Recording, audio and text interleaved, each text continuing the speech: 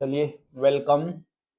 और कक्षा 6 की जो गणित सीखे गणित और आज का हमारा चैप्टर है 5 का डी।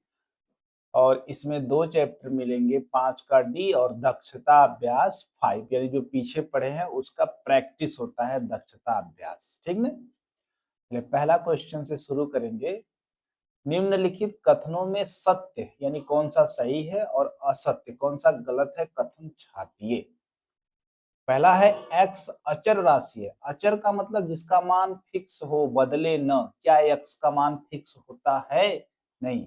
मैंने पहले कहा कि जो गिनती वाली संख्याएं हैं वो सब अचर है, लेकिन a b c d e f x y z जो भी मिले वो सब क्या है? चर राशि है। तो x जो है अचर नहीं है बल्कि क्या है? चर राशि है। इसलिए ये कथन आपका असत्य है, गलत है। ठीक ना। दूसरा देखिए, 5 एक अचर राशि है। बिल्कुल सही है, 5 जो है एक प्रकार की अचर राशि है। तीसरा देखिए, यक्स प्लस 5 एक अचर राशि है। यहाँ पे आपको समस्या है, यक्स प्लस 5। अब ये ब्रैकेट में कर दिया गया है।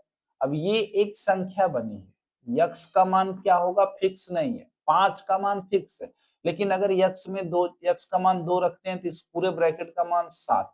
यक्स का मान अगर 3 रखेंगे तो पूरे ब्रैकेट का मान 8। यक्स का मान अगर 9 रखेंगे तो पूरे ब्रैकेट का मान 14। जोड़ दे रहे हैं ना। क्या इस ब्रैकेट का मान फिक्स हो पा रहा है? नहीं हो पा रहा है ना। जैसे जैसे यक्स का मान बदलेगा वैसे वैसे उस पूरे टर्म का मान भी बदलेगा, इस पूरे पद का मान बदल जाएगा। तो अगर यक्स वाई जेड किसी के साथ लगा हुआ है, यानी कोई चर राशि लगी हुई है, तो वो पूरा का पूरा एक प्रकार की चर राशि होती है। तो ये अचर कह रहा है, तो इसलिए ये भी कथन गलत है।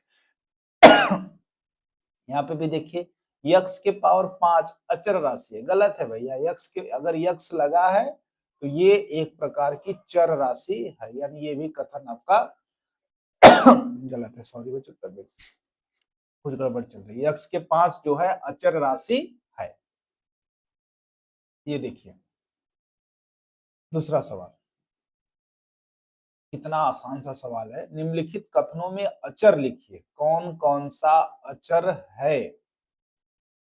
कौन कौन सा अचर है?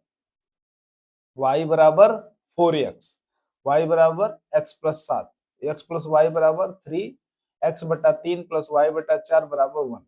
अब ये पूरा का पूरा टर्म तो चर है, लेकिन आपको छांटना है कौन कौन सा अचर है। देखिए, ये 4 जो है अचर है, ये 7 जो है अचर है, ये 3 जो है अचर है, और यहाँ पे ये तो आसान है, ये अचर हो गया, ये भी अचर हो गया, और ये भी अचर हो गया।